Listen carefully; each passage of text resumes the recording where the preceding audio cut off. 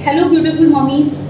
आज मैं बात करूंगी सेकेंड मंथ ऑफ प्रेगनेंसी के बारे में। एक प्रेगनेंसी सीरीज वीडियो है और यह आपका सेकेंड वीडियो है। My self doctor Mandakini, M&M hospital Hajipur. तो आज मैं बात कर रही हूँ सेकेंड मंथ ऑफ प्रेगनेंसी के बारे में। और आपका second month of pregnancy start होता है आपके मिस्ड पीरियड से। यानी कि अगर आपका लास्ट मेंस्ट्रुअल पीरियड 1 जनवरी को आया और 1 फरवरी को आपका पीरियड नहीं आया, तो वहाँ से आपकी जर्नी सेकेंड मंथ स्टार्ट हो चुकी है। तो हम लोग 5 चीज़ों पे ज़्यादा फोकस करेंगे। जैसे फर्स्ट, आपके क्या टेस्ट होने चाहिए, आपके किस तरह के अल्ट्रासाउंड्स होने चाहिए। दूसरा, आपका सिम्टम्स किस तरह का होगा, यानी कि आपके बॉडी में क्या बदलाव आएंगे। तीसरा, आपको किस तरह का खाना खाना है। चौथा, आप दिनचर्या किस तरह का होगा। और 5वां, आपको किस तरह की एक्सरसाइज करनी चाहिए। तो पहला, जब पेशेंट हमारे पास आती हैं तो हम लोग क्या करते हैं, सबसे पहले प्रेगनेंसी कंफर्म करते हैं। इसके लिए हम लोग यूरिन प्रेगनेंसी टेस्ट करते हैं, UPT। और दूसरा तरीका है ब्लड के द्वारा भी, जिसमें हम लोग सीरम बीटा SCG करते हैं। वो थोड़ा एक्सपेंसिव है और थोड़ा सा कॉम्प्लिकेटेड है। तो हम लोग को जो आसान है और बहुत ही कम पैसे में होने वाला जाँच है, शुरुआती first test, that is urine pregnancy test, जिसके द्वारा हम लोग कंफर्म करते हैं कि आप प्रेग्नेंट हैं। तो इसके बाद और क्या क्या ज़रूरत होता है। अगर आप प्रेग्नेंट हैं तो फिर हमको एक अल्ट्रासाउंड भी कराना है। अल्ट्रासाउंड में अभी आपको बच्चा नहीं दिखेगा, बहुत छोटा बच्चा होता है।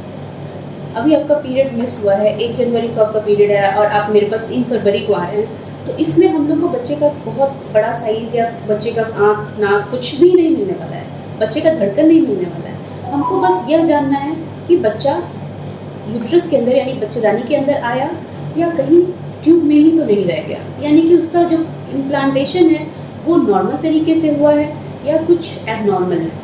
यह बहुत ज़रूरी है जानना। अगर आपका यूट्रस में बच्चा आ गया है तो आप नॉर्मल प्रेगनेंसी कैरी कर रहे हैं, और अगर आपका बच्चा ट्यूब में है, अंडा के पास है, तो आप एक्टोपिक प्रेगनेंसी कैरी कर रहे हैं, जो कि अच्छी बात नहीं है। उसके लिए फिर हमको तुरंत प्रेगनेंसी को वहीं पे रोकना पड़ता है। तो और भी ब्लड टेस्ट बहुत ज़रूरी होते हैं, जैसे कि आप में शुगर की क्या स्थिति है, आपका थायराइड लेवल क्या है, आपका हीमोग्लोबिन कितना है। तो यह सब जरूरी जांच, आपका वायरल मार्कर हम लोग देखते हैं।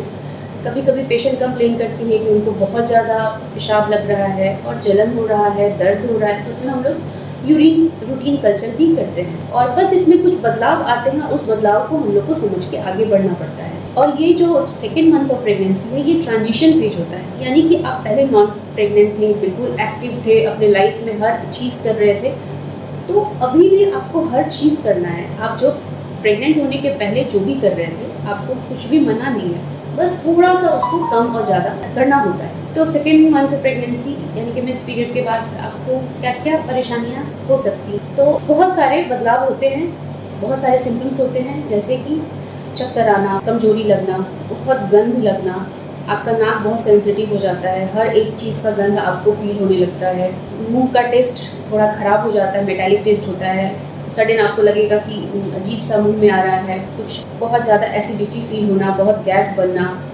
पेरियो में क्रैम्पिंग होना, पेट के निचले हिस्से में दर्द होना। इसके बाद आपको बहुत ज़्यादा जल्दी पेशाब का होना, थकावट होना, एकदम काम नहीं करने का मन करना, सिर्फ सोने का मन करना, यह सब सामान्य लक्षण है। तो इसको हम कैसे डील करेंगे। अगर आपको पहले से ही एसिडिटी की प्रॉब्लम है और अभी आपका पीरियड मिस हुआ है, आपको खाना खाने का मन नहीं कर रहा है, बहुत देर तक मुझे खाना भूख नहीं लगी है, मैं खाना नहीं खाऊंगी, तो और भी ज़्यादा एसिडिटी की प्रॉब्लम बढ़ने लगती है। यानी कि आपको अपना खाना जल्दी खाना है और छोटा मील लेना है, एक बार में भरपेट खाना नहीं खाना है।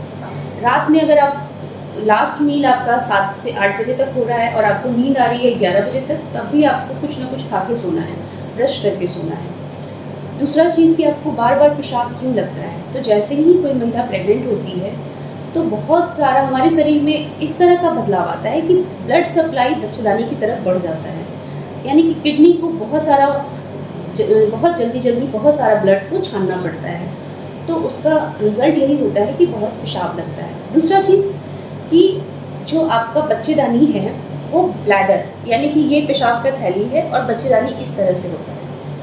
तो जब बच्चेदानी पेट में बच्चा आया तो बच्चेदानी ग्रो करना शुरू कर देता है और ये अभी इस पे ही झुका होता है। तो बड़ा बच्चेदानी, ज़्यादा प्रेशर ब्लैडर के ऊपर बढ़ने के कारण थोड़ा सा भी पेशाब आने पे हमको फील होता है कि हमको पेशाब करना है।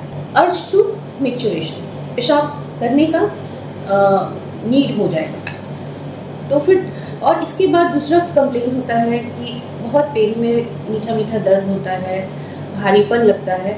तो यह भी आपका जो बच्चेदानी ग्रो कर रहा है। तो अभी आपका बच्चा एक छोटा स्पॉट की तरह होता है जब आपका पीरियड मिस हुआ है। End of the second month यानी कि जब आप 8वें हफ्ते में जा रहे हैं तो उस समय आपके बच्चे का जो साइज़ है वो एक मटर के दाने की तरह होता है, छोटा। और बच्चेदानी जो है वो छोटा सा जो कॉस्को बॉल होता है उसकी तरह होता है, इतना बड़ा साइज़, एक ऑरेंज का साइज़। इस समय फिर हम लोग पेशेंट्स को कुछ ज़रूरी विटामिन की गोली और अगर उनको कोई और दिक्कत है जैसे गैस बन रहा है या फिर बहुत ज़्यादा उल्टी जैसा लग रहा है तो हमको उनको उस हिसाब से कुछ दवाइयाँ प्रिस्क्राइब करते हैं। उनकी दिनचर्या किस तरह की होनी चाहिए। पेशेंट का कंप्लेन है कि उनको एकदम काम करने का मन नहीं करता है, उनको बस नींद आता है, सोने का मन करता है। कुछ पेशेंट्स को कॉन्स्टिपेशन की परेशानी हो जाती है जो कि हमारे शरीर में हार्मोनल बदलाव के कारण होता है।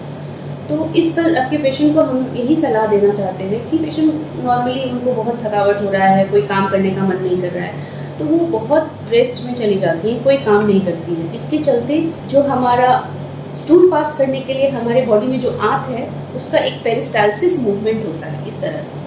और अगर हम एकदम ही रेस्ट में चले जाएंगे तो वो मूवमेंट भी नहीं होता है। तो उसके चलते एक तो हार्मोनल बदलाव होता है जिसके चलते कॉन्स्टिपेशन होता है और आप एकदम रेस्ट में चले गए तो आपका पेरिस्टाल्टिक मूवमेंट बहुत स्लो हो जाएगा और आपको कॉन्स्टिपेशन की समस्या का सामना करना पड़ता है। तो हमको क्या करना है, हमको एक्टिव रहना है, थोड़ा चलना फिरना करना है।